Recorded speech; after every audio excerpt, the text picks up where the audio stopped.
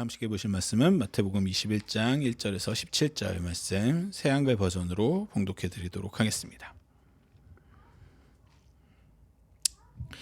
예수님 일행이 예루살렘에 가까이 이르러 올리브산의 기슭에 있는 벳바게로 가신 때였다. 그때 예수님이 2명의 제자에게 일을 맡겨 보내셨다. 그러면서 그들에게 말씀하셨다. 그대들 맞은편 마을로 가세요. 그러면 곧바로 나귀 한 마리가 메어 있는 것과 그리고 어린 나귀 한 마리가 그 나귀와 함께 메어 있는 것이 눈에 띌 겁니다. 풀어서 내게로 데려오세요. 뭐라고 하는 사람이 있으면 이렇게 대답하세요. 주님께 그것들이 필요합니다. 그렇지만 곧바로 돌려보내실 겁니다. 이 일이 일어난 것은 예언자를 통해 하신 말씀을 이루려고 하신 것이었다. 이런 말씀이었다. 딸 시온에게 말해라. 보라, 너희의 임금님이 너희에게 오신다. 그분은 온유하여 나귀를 타고 계신다. 어린 나귀, 곧 멍에에 매는 짐승의 새끼를. 제자들이 가서 예수님이 지시하신 대로 했다. 그들은 나귀와 어린 나귀를 데려와서 그 위에 겉옷을 펴서 얹어놓았다. 그러자 예수님이 그 위에 올라앉으셨다. 매우 큰 무리가 자기들의 겉옷을 벗어 길에 쭉 펼쳐놓았다. 다른 사람들은 나뭇가지들을 꺾어다가 길에 쭉 펼쳐놓았다. 앞서가는 무리들도 뒤따르는 무리들도 소리쳤다. 호산나 다윗의 자손께 찬양 받으시기를. 주님의 이름으로 오시는 분이 호산나, 더없이 높은 곳에서. 그리고 예수님이 예루살렘에 들어가시자 온 도시가 들썩이며 말했다. 이 사람은 누구지? 그러자 무리들이 말했다. 이분은 예언자 예수님입니다. 갈릴레아의 나사렛 사람입니다. 예수님이 성전으로 들어가셨다. 그러고는 성전에서 팔고 사는 사람들을 모두 내쫓으셨다. 돈 바꾸어 주는 사람들의 탁자와 비둘기 파는 사람들의 의자를 뒤집어 엎으셨다. 그러고는 말씀하셨다.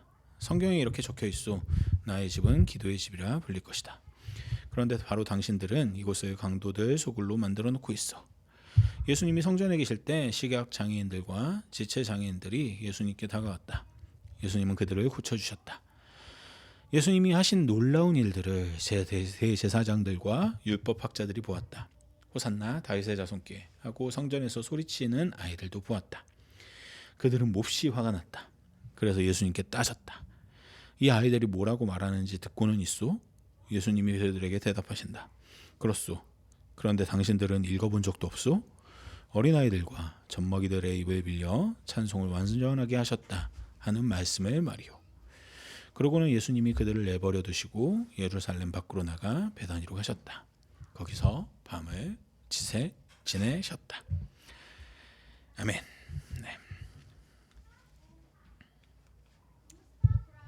네. 오늘 네, 다양한 일이 있는 종려주일입니다. 네. 구원자가 하는 일이라는 제목으로 여러분들과 말씀 나눠보도록 하겠습니다. 예수님께서 십자가에 달리신 고난주간의 시작을 알려주는 종려주일입니다. 오늘 우리는 십자가를 향해 예루살렘으로 들어가시는 예수님의 발걸음을 통해서 우리 또한 어떤 삶을 살아야 할지 고민하는 시간이 되길 원합니다. 예루살렘에 가까이 오신 예수님은 먼저 스가랴 9장 9절의 예언을 실제의 세계로 가져오십니다. 제가 9절 말씀을 읽어드리겠습니다. 보라, 너의 임금이 너에게로 오실 것이다. 그는 공의로운 분이시고 구원받아 승리하신 분이시다. 그는 겸손하여 나귀를 타신다. 순나귀 곧 새끼 나귀를 타신다. 예수님은 그 메시아를 예언하는 구원자를 예언하는 이 말씀을 잘 알고 계셨습니다. 그렇기에 구원자가 오실 때 나귀를 탄다는 그 구절을 성취하기 위해서 제자들을 시켜 자신이 타고 갈 나귀를 구하십니다. 그리고 예수님은 아마도 그 다음 구절 스가랴 9장 9절의 다음 구절인 스가랴 9장 10절 말씀도 잘 알고 계셨을 것입니다. 10절 말씀 또한 제가 읽어드리겠습니다. 내가 에브라임에서 전투 수레를 예루살렘에서 말을 끊어 없애겠다. 전쟁의 활도 끊어질 것이다. 이 땅에 구원자가 오셨을 때 하실 일은 세상의 폭력과 전쟁을 멈추는 일이었습니다. 그저 나귀를 타고 오신다고 해서 메시아가 아니라 그 나귀를 타고 오시는 구원자가 전쟁을 멈추고 폭력을 멈출 것이라고 스가랴 예언자는 이미 예언하고 있었습니다. 그래서 예수님은 군주의 권위와 무력을 상징하는 전장의 늠름한 말을 타지 않으십니다. 사람들은 다시 오실 왕, 구원자를 환영하지만 그 왕다운, 백마 타는 왕다운 모습으로 예루살렘으로 들어가지 않으십니다. 대신 스가랴 9장 9절의 예언대로 멍에 매는 짐승에 나귀 새끼를 타심으로써 무력과 강압이 아닌 평화와 섬김으로 통치하시는 겸손한 왕으로 오셨다는 것을 보여주십니다.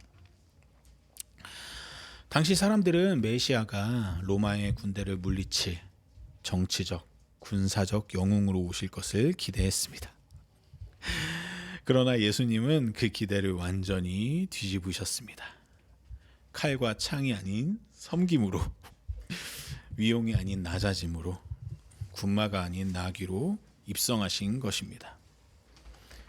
이것이 바로 하나님 나라의 논리입니다. 세상이 위대하다고 여기는 것들을 내려놓고 세상이 천하다고 여기는 것들을 통해 일하시는 하나님의 방식이죠. 이렇게 겸손한 평화의 왕으로 참된 구원자로 예루살렘에 오신 예수님이 가장 먼저 하신 일이 오늘 우리가 함께 읽은 성경에 기록되어 있습니다. 그분은 먼저 성전으로 향하셨습니다. 그리고 그곳에서 세 가지 놀라운 구원자적인 행동을 보여주셨습니다. 먼저 하신 일은 성전을 올바른 장소로 만드신 일이었습니다. 이거 제가 안 넘겼네요. 예수님이 들어가신 성전의 이방인의 뜰은 그 당시 거대한 시장통이 되어 있었습니다. 겉으로는 종교적 편의를 제공하는 것처럼 보였지만 실상은 교묘하고 조직적인 착취 시스템이었습니다. 당시 로마 제국의 화폐에는 황제의 초상이나 이방 신들의 형상이 새겨져 있었고 당연히 유대인들은 이 동전을 성전세로, 하나님께 바치는 성전세로 바칠 수가 없었습니다. 그래서 성전에서는 오직 두로의 세겔이라는 그런 신들의 모양이나 카이사르의 형상이 새겨져 있지 않은 동전만 사용이 가능했습니다. 표면적으로는 종교적 순결을 지키기 위한 규정처럼 보였지만 실상은 환정상들에게 막대한 이익을 보장해주는 구조였습니다. 환정상들은 불공정한 환율을 적용하고 터무니없는 수수료를 챙겼으며 그 이익의 상당 부분은 성전 지도자들과 나누어 가졌습니다. 하나님을 섬기러 온 순례자들이 성전문에 들어서는 순간 조직적인 금융 착취의 먹이가 되었던 것이죠. 그뿐만이 아닙니다. 성전에서 드리는 제사에서는 반드시 흠없는 제물이 필요했습니다. 멀리서 온 순례자들이 스스로 짐승을 끌고 오는 것은 현실적으로 불가능했기 때문에 성전 안에서 비둘기나 양을 구입해야 했습니다. 그런데 성전 당국은 이 제물 시장도 독점하고 있었습니다. 성전 밖에서 구입한 짐승은 흠이 있다는 이유로 제사장들에게 퇴짜를 맞기 일쑤였고 결국 순례자들은 터무니없이 비싼 값을 치르고 성전 안에서 비둘기를 살 수밖에 없었습니다. 특히 이 피해는 가장 가난한 자들, 비둘기 한 쌍이 전 재산에 가까운 사람들에게 집중되었습니다. 하나님께 나아오기 위해 모든 것을 쏟아부은 이들이 오히려 하나님 바로 앞에서 가장 잔인하게 착취당하고 있었던 것입니다. 충격적인 것은 이 시스템이 단순한 개인의 탐욕이 아니라 종교 지도자들과 결탁한 구조적 범죄였다는 겁니다. 대제사장 가문과 장사꾼들은 서로의 이익을 위해 긴밀하게 연결되어 있었습니다. 하나님의 집은 이미 기도하는 집이 아니라 가진 자들이 못 가진 자들을 착취하는 강도의 소굴이 되어버린 지 오래였습니다. 예수님은 이 추악한 현실을 눈앞에 두고 그냥 지나치지 않으셨습니다. 예수님은 선언하십니다. 나의 집은 기도의 집이라 불릴 것이다. 그런데 바로 당신들은 이곳을 강도의 소굴로 만들어 놓고 있어. 예수님은 상을 뒤엎고 의자를 쓰러뜨리시며 돈과 기득권의 폭력이 지배하던 그 공간을 청소하셨습니다. 단순한 분노의 폭발이 아니라 하나님의 뜻을 대행하는 예언자적 행동으로 구원자이신 그분이 이 세상에 무엇을 위해 오셨는지를 보여주는 표징으로 그런 행동을 하십니다. 예수님은 모든 이들이 하나님께 나올 수 있도록 성전의 잘못된 시스템을 바로 잡으십니다. 성전을 정화하신 예수님은 이제 그 안으로 들어오지 못하고 문 밖에 머물던 이들에게 시선을 돌리십니다. 시각장애인들과 지체장애인들이 성전 안으로 나왔고 예수님은 그들을 고쳐주셨습니다. 이 장면의 충격을 온전히 이해하려면 당시 성전의 차별적인 구조를 먼저 알아야 합니다. 레위기 21장 18절은 신체적 결함이 있는 자는 제사장이 될 수 없다고 규정했습니다. 이 율법적 규정은 점차 확대 해석되어서 시각장애인들과 지체장애인들은 성전 본체 안으로 들어가는 것 자체가 금지되었습니다. 몸이 완전하지 않은 자는 거룩한 하나님 앞에 나올 자격이 없다는 논리였습니다. 이 차별의 역사는 훨씬 더 뿌리 깊이 유대인들의 삶에 존재했습니다. 사무엘하 5장 8절을 보면 다윗 왕이 예루살렘을 정복할 때 시각장애인과 지체장애인은 왕궁으로 들어올 수 없다는 말이 등장합니다. 이 구절은 이후 수백 년에 걸쳐 장애인들을 예루살렘 성에서 더 나아가 성전에서 배제하는 근거로 사용되었습니다. 장애를 가진 이들은 하나님의 집에서 가장 멀리 밀려난 존재들이었습니다. 그들은 성전 문 밖에서 구걸하며 평생을 보내야 했습니다. 기도하고 싶어도 기도할 수 없는 곳, 예배하고 싶어도 예배할 자리가 없는 구조 속에 갇혀 있었습니다. 종교는 그들에게 위로가 아니라 상처였고 성전은 그들에게 피난처가 아니라 또 하나의 차별의 현장이었습니다. 그런데 예수님은 바로 그 성전이 정화된 순간 그동안 들어오지 못했던 이들을 성전 안으로 받아들이셨습니다. 그리고 그들을 치유하십니다. 몸의 치유뿐만 아니라 수백 년간 쌓여온 배제와 차별의 구조를 예수님께서 완전히 허물어 버리시고 고쳐주신 것입니다. 참된 다윗의 자손인 예수님은 다윗이 세운 차별의 담을 스스로 무너뜨리셨습니다. 하나님 집은 완전한 자만이 아니라 연약하고 부서진 자들도 나올 수 있는 집이어야 한다는 점을 몸소 선포하신 것입니다. 참으로 기뻐하고 즐거워할 만한 이런 일들 앞에서 이 모든 광경을 지켜보던 대제사장들과 서기관들이 분노합니다. 어떤 의미에선 당연합니다. 성전에서 자신들의 기득권 구조가 무너지고 자신들이 배제했던 이들이 치유를 받는 것을 보면서 그들은 뭔가 잘못되어 가고 있다는 것을 확실히 느꼈을 것입니다. 그래서 그들은 예수님께 항의합니다. 바로 그 순간 예기치 못한 곳에서 소리가 들려옵니다. 성전 안에 있던 아이들이 외친 것입니다. 호산나 다윗의 자손이여. 당시 아이들은 사회에서 아무런 발언권도 없었습니다.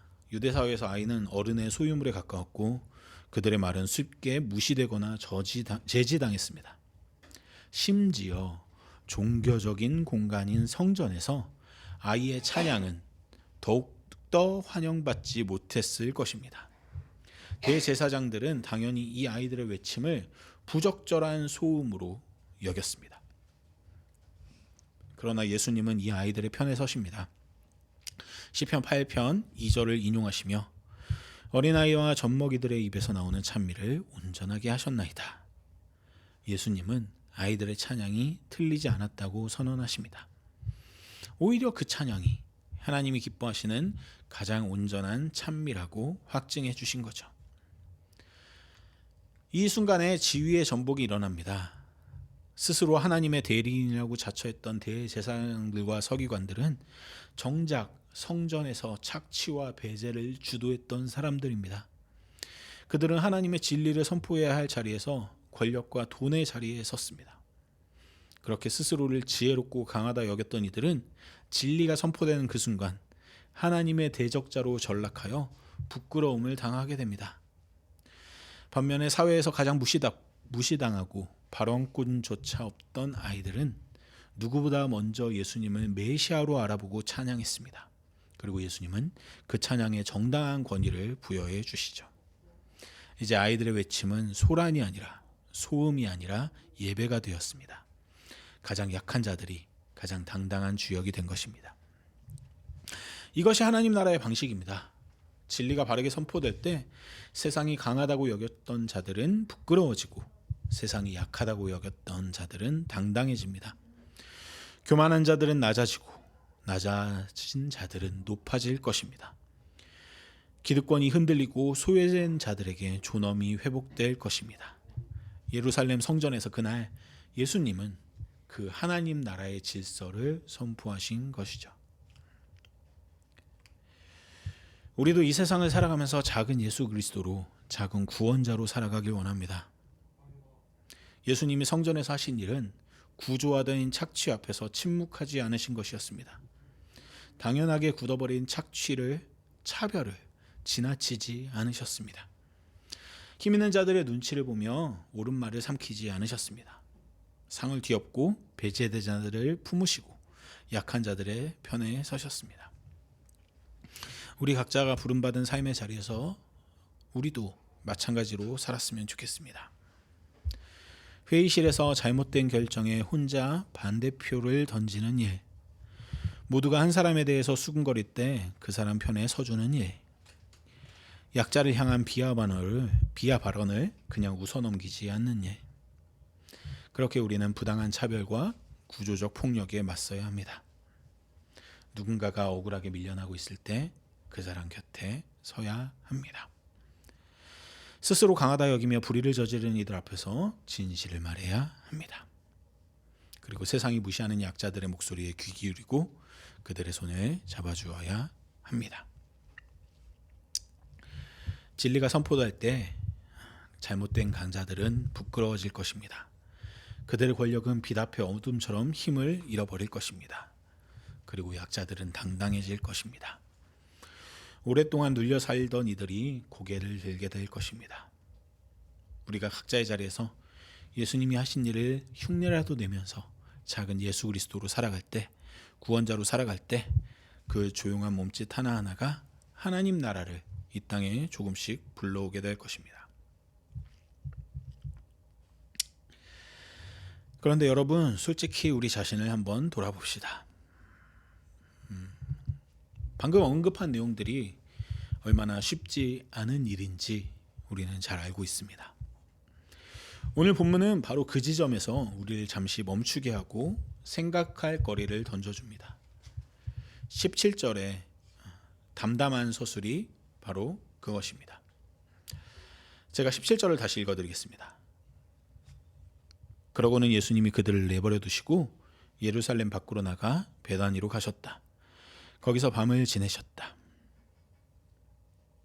어떠세요, 여러분?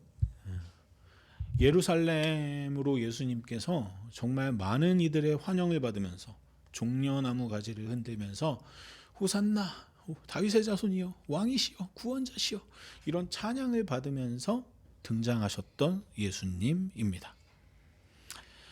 그리고 그 예수님께서 당당하게 성전에서 그 성전을 깨끗하게 만드셨습니다. 망가진 것을 바로잡는 그 엄청난 사건과 예수님의 악한 자들을 향한 통쾌한 선언이 계속해서 이어졌습니다. 그런데 그 이야기를 마무리 짓는 이 17절이 어딘지 모르게 김이 빠집니다. 만약에 제가 마태복음을 기록한 사람이었다면 이 부분을 더 신나게 기록했을 것 같습니다. 간밤에 이제 모든 일들을 마치고 예루살렘에서의 여정을 마치고 첫날을 마치고 제자들과 예수님이 함께 모여서 했던 대화를 풍성하게 기록할 겁니다. 종교 지도자들이 한마디도 못하는 그 상황을 보셨냐고 웃고 떠드는 제자들의 모습을 열심히 기록했을 것 같습니다. 꼭 그런 모습이 아니라고 하더라도 예루살렘 성 안에 있던 사람들, 소외받고 존중받지 못했던 사람들이 예수님께 치유받고 위로받고 나서 그 사람들과 함께 밤새 예수님과 함께 울고 웃으며 신나게 대화 나누는 장면 같은 것들을 첨부했을 것 같습니다. 그런데 우리가 읽은 17절은 뭔가 중요한 지점에서 한 발 물러서는 느낌을 줍니다. 실제로 17절에 언급하고 있는 베단이라는 지역은 예루살렘 성에서 3km나 떨어진 곳에 위치한 지역입니다. 당당하게 예루살렘에 입성한 예수님이 모든 일을 하신 후에 성 밖으로 빠져나가면서 마무리되는 이 장면, 저는 오늘 이 장면에 조금 집중하고 싶습니다. 예수님은 오늘 예루살렘 한복판에 어마어마한 충격과 폭탄을 던지셨습니다. 성전의 상을 뒤엎고 수백 년의 배제를 허물고 기득권층의 권위에 정면으로 도전하셨습니다. 그리고 그들의 입을 침묵시키셨습니다. 통쾌한 승리, 하지만 그 충격의 여파와 기득권층의 살기가 얼마나 매서웠을지 우리는 충분히 짐작해 볼 수 있습니다. 그런 상황에서 예수님이 낮에 하신 것처럼 당당한 모습으로 예루살렘 성 안에 숙소를 구하시고 그 안에서 머무르셨으면 좋았을 것 같은데, 예수님은 성 밖으로, 그것도 3km나 떨어진 작은 동네 베다니로 발걸음을 옮기십니다. 성경은 이것을 아주 담담하게 기록하고 있습니다. 그러나 그 담담한 서술 뒤에 얼마나 많은 것들이 숨겨져 있을지를 저는 한번 생각해 보고 싶습니다. 여러분들도 한번 상상해 보면 좋겠습니다. 예수님이 베다니에서 밤을 지내실 때의 심정이 어땠을까요? 예수님은 지금 하나님의 뜻대로 옳은 일을 하셨습니다. 하지만 그로 인해 다가올 십자가와 대적자들의 분노가 두렵지는 않으셨을까요? 바른 것들을 추구하며 거침없이 나아갔지만 거센 반대에 부딪혀 결국 약간은 도망치는 것과 같이 예루살렘 바깥으로 몸을 피하셔야 했던 예수님입니다. 그 어두운 베다니의 밤, 그분은 스스로의 모습을 자랑스러워 하셨을까요? 아니면 또 한 번 두려움 속에서 몸을 피했다는 사실을 생각하면서 깊은 고뇌와 인간적인 연약함 속에 부끄러움이나 두려움을 느끼셨을까요? 우리는 알 수 없습니다. 성경은 그것을 말해주지 않습니다. 저는 그럼에도 요즘 점점 복음서를 보면서 예수님의 연약한 모습들이 더 눈 안으로 들어옵니다. 지난주에도 설교했던 것처럼 나사로가 병들었다는 것을 알고 계셨음에도 이틀이나 망설였던 예수님. 예루살렘 안에서 호산나 다윗의 자손이여 찬송을 받으면서 입성하셨지만, 성전을 뒤집어 엎으셨지만 그 밤에는 멀리 떨어진 곳에서 주무셔야 했던 예수님. 그런 예수님을 성경은 어쩔 수 없이 담담하게 기록하고 있지만, 있었던 사실들을 기록하고는 있지만 그 안에 예수님이 어떤 표정으로, 어떤 걱정으로 밤을 지새셨는지는 기록하지 않는 것은 어쩌면 복음서 기록자들의 어떤 예수님에 대한 바람이 반영된 것은 아닌가 생각하게 되는 거죠. 하지만 중요한 사실이 한 가지 있습니다.